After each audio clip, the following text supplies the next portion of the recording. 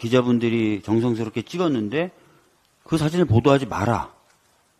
이렇게 얘기하는 것은 굉장히 이례적인 일이라고 합니다.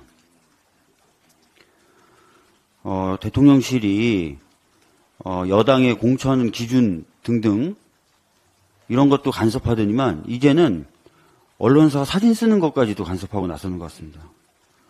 굉장히 할 일 많고 바쁜 대통령실 같습니다.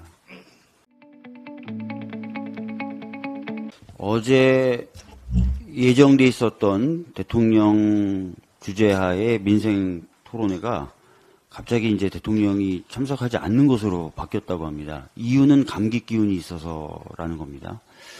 고개가 좀 갸웃거리긴 하지만 그럴 수도 있다고 생각합니다. 근데 제가 좀 이해가 안 되는 부분은 그래서 그 명패를 정리하는 현장 사진을 이제 언론사가 찍었는데 대통령실에서 그 사진을 보도하지 말라 그랬다는 겁니다. 이미 대통령이 참석하지 않는 것이 다 알려진 상황에서 그것을 알 수 있게 해주는 사진을 기자분들이 정성스럽게 찍었는데 그 사진을 보도하지 마라. 이렇게 얘기하는 것은 굉장히 이례적인 일이라고 합니다. 대통령실이 여당의 공천 기준 등등 이런 것도 간섭하더니만 이제는 언론사 사진 쓰는 것까지도 간섭하고 나서는 것 같습니다. 굉장히 할 일 많고 바쁜 대통령실 같습니다. 근데 정작 대통령실이 관심과 애정을 가져야 될 부분은 다른 곳에 있다고 생각합니다. 여러분 아시겠지만 이태원 특별법 지난주 금요일 날 정부로 이송이 됐습니다. 오늘 국무회의에서 원래대로라면 제2 요구를 할 건지 말 건지 결정이 날 수도 있다고 해서 어제 오후 1시 59분부터 이태원 참사 유가족분들과 시민들은 15,000배를 시작을 해서 오전까지 이어지고 있습니다. 밤샘 절을 하신 겁니다. 추운 아스팔트에 눈밭에 오체 투지하시고 삭발하시고 이제는 밤새서 절을 하고 계십니다. 윤석열 대통령이 이렇게 얘기했습니다. 자기가 태어나서 지금까지 겪었던 일 중에 가장 슬픈 일이 이태원 참사다. 제발 다른 일에 신경 쓰실 것에 10분의 1 아닌 10,000분의 1이라도 좀 이 사건에 관심을 가져주시고 유가족들의 아픔을 헤아려 주셨으면 좋겠습니다.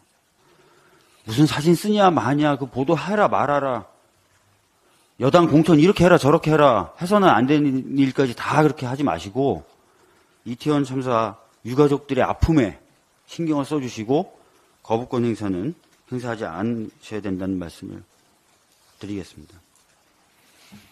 최근에 검찰공화국, 검사공화국이라는 말이 굉장히 많이 나오고 있어요.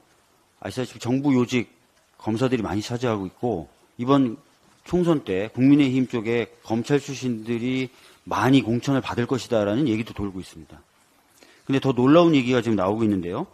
최근에 한 시민단체가 조사한 결과 2022년부터 23년 사이에 검찰청과 법무부에서 퇴직해서 민간 기업의 임직원으로 취업한 검사가 69명이나 된다고 합니다.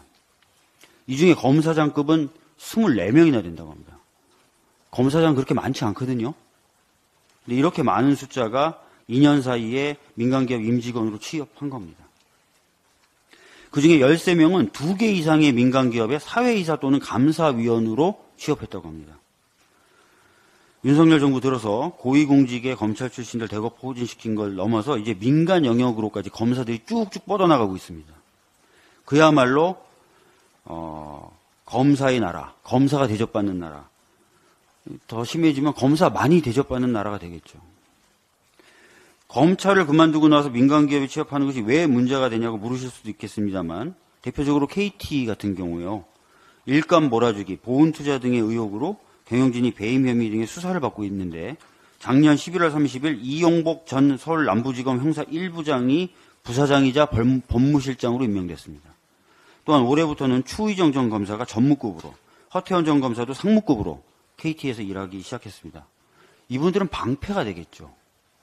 이 기업의 부정부패에 대한 수사를 막는 방패가 되겠죠.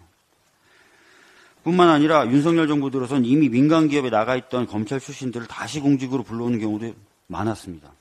이시원 전 검사, 한솔케미칼 사회이사에 선임된 지 2달 만에 대통령 비서실 공직기강 비서관으로 갔습니다. 복두규 전 대검 사무국장, 쇼박스 사회이사에 선임된 지 한 달도 되지 않아서 대통령 비서실 인사기획관으로 임명됐습니다. 이러면은 이 쇼박스라든지 이런 기업들에게 검찰이든 경찰이든 제대로 수사할 수 있겠습니까? 특수부 출신 김홍일 방통위원장의 경우 2017년 6월 1일 오리온 사회이사로 부임했는데 공교롭게도 바로 한 달 뒤인 2017년 7월 19일 날 서울중앙지검은 오리온 회장의 횡령 혐의에 대해서 무혐의 처분을 내린 바가 있습니다.